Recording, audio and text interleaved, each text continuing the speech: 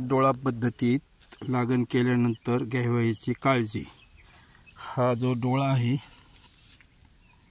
हा आपण ही डोळ्याची कांडी, नंतर हा जेठा कोंब वर आलेला आहे, तो जेठा कोंब आणि त्यानंतर खाली फुटलेले हे कोंब 1 2 3 4 हा 5वा, नंतर ह्या साईडला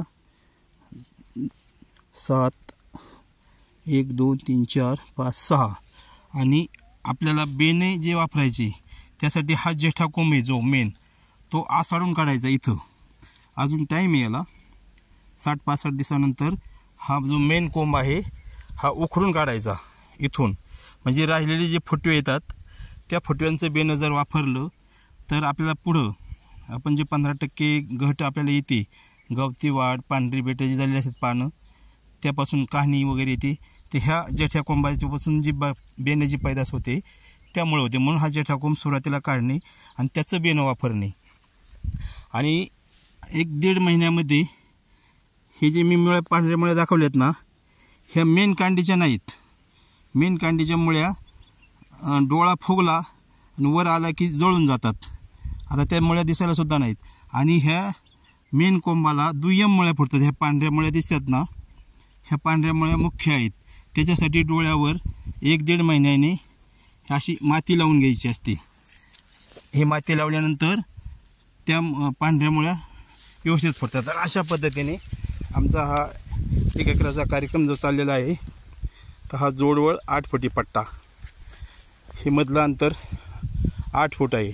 नंतर ह्या 2 सऱ्या, ही एक आणि ही एक, ह्या 2 सऱ्याचं 4 फूट, नंतर ते 8 फूट, पुन्हा या साईडला 8 फूट, पुढं जोडवळ, अशा पद्धतीचे हे नियोजन चाललेलं आहे। यामध्ये मुगीचं आंतरपीक आहे, याआधी मुगीचंच बेवड पीक म्हणून घेतलं होतं। तर अशा पद्धतीने माती लावण्याचं काम चालू आहे। की बुडाला जे आता आहे कसं चक्राकार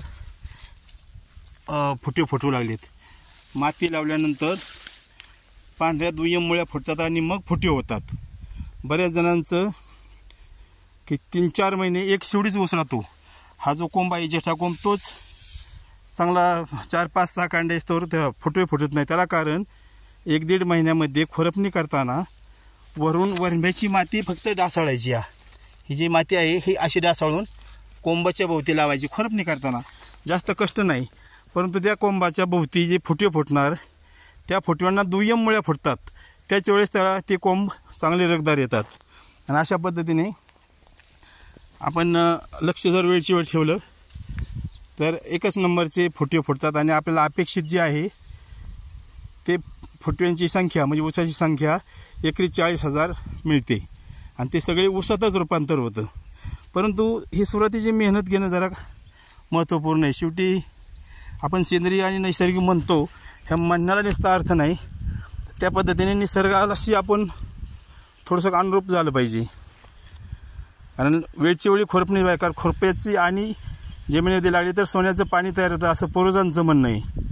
तर कसं आहे, थोडं तण जे असतं ते तण काढायचं काम चालतं, वावरी पडते, बाष्पीभवन थांबतं आणि ऊसाला त्यावेळेस बुडाला माती लावायची थोडीशी, एक अर्धा इंच 1 इंच लागली बुडाला माती तरी भरपूर झालं, कारण दुय्यम मुळ्या फुटण्यासाठी मातीची गरज आहे। आणि हेच खोडा व्यवस्थापनामध्ये हीच पद्धत आहे।